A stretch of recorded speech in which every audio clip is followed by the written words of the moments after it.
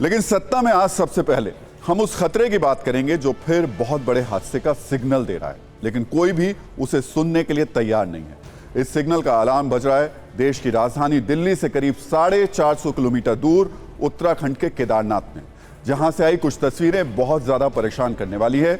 और यह तस्वीर आज हर उस न्यूज मित्र को देखनी जरूरी है जिन्होंने केदारनाथ जाने की तैयारी कर ली है या फिर केदारधाम जाने का प्लान बना रहे हैं। अगर ऐसा है तो आप अपना ये प्लान कुछ दिनों के लिए आगे बढ़ा सकते हैं, और इसकी वजह है केदारनाथ धाम में लगा जाम ही जाम। चार धाम यात्रा की वजह से पहाड़ों पर बढ़ रहा ऐसा दबाव जो कभी भी एक बहुत बड़े संकट में तब्दील हो सकता है, जिसके बारे में आए दिन तमाम पर्यावरणविद आगाह करते रहते हैं। इसलिए आज हमारी इस खबर को देखने के बाद आपको ये समझ में आ जाएगा कि जिंदगी में पुण्य जरूरी है, लेकिन उससे पहले प्राण जरूरी है। दरअसल केदारनाथ धाम जाने के लिए श्रद्धालुओं की संख्या में इस वक्त बहुत तेजी से इजाफा हो रहा है। इसका नतीजा ये हुआ कि अब उत्तराखंड के सोनप्रयाग में श्रद्धालुओं की जबरदस्त भीड़ जमा हो चुकी है। पार्किंग फुल है और होटल हाउसफुल हैं। रास्तों पर इतनी लंबी लाइन लग गई है कि मिनटों का सफर भी लोगों को घंटों में तय करना पड़ रहा है। छोटे बच्चे, महिलाएं, बुजुर्ग सभी इस जाम में अटके हुए हैं। और अब हालात ये हैं कि केदारनाथ धाम में भीड़ की टेंशन की वजह से रजिस्ट्रेशन को रोक दिया गया है। केदारनाथ यात्रा पर निकले लोग रास्तों में कैसे फंसे हुए हैं, परेशान हैं। इसे ऐसे समझिए कि गुप्त काशी से लेकर सोनप्रयाग तक की दूरी सिर्फ 30 किलोमीटर है, लेकिन सड़कों पर इतनी गाड़ियां जमा हो गई हैं, इतने लोग आ गए हैं, इतनी लंबी लाइनें लग गई हैं कि इस 30 किलोमीटर की दूरी को पूरा करने में भी 7 से 8 घंटे लग रहे हैं। सोनप्रयाग के बाद केदारनाथ यात्रा का अगला पड़ाव गौरीकुंड है, जहां से केदारनाथ धाम के लिए पैदल यात्रा की शुरुआत होती है। सोनप्रयाग से गौरीकुंड के बीच की दूरी भी सिर्फ 5 किलोमीटर है, लेकिन टैक्सी के जरिए यहां तक पहुंचने में भी लोगों को 1.5 से 2 घंटे का वक्त लग रहा है। यानी केदारनाथ यात्रा के लिए पहुंचा श्रद्धालुओं का अंबार अब स्थानीय प्रशासन के सामने मुसीबतों का पहाड़ बनता जा रहा है।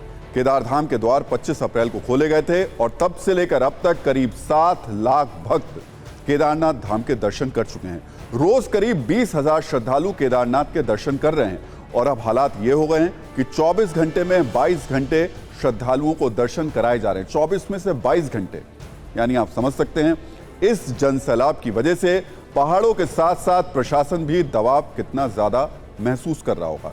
31 मई तक करीब 13 लाख लोगों ने केदारनाथ धाम में दर्शन करने के लिए रजिस्ट्रेशन कराया था, लेकिन जिस तरह से लोगों की संख्या बढ़ती जा रही है उसे देखते हुए 15 जून तक केदारनाथ यात्रा के रजिस्ट्रेशन को रोक दिया गया है। केदारनाथ धाम में दर्शन के लिए जिस तरह से लोग पहुंच रहे हैं उसने केदार घाटी में बहुत हैरान और परेशान करने वाले हालात पैदा कर दिए हैं। जैसा आप जब किसी मेट्रो स्टेशन से निकलते हैं और ऑटो वाले को बुलाते हैं तो आपके सामने ऑटो की लाइन लग जाती है।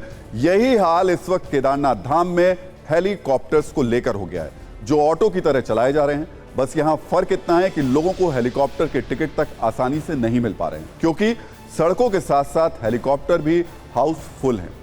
करीब करीब हर 5 मिनट में हेलीकॉप्टर केदार घाटी के लिए उड़ान भर रहे हैं और लोगों को केदार घाटी से वापस हेलीपैड पहुंचा रहे हैं। हाल यह है कि एक दिन में सारे हेलीकॉप्टर मिलकर करीब करीब 250 उड़ान भर रहे हैं, जबकि 8 साल पहले इनकी संख्या 20 से 25 के बीच हुआ करती थी।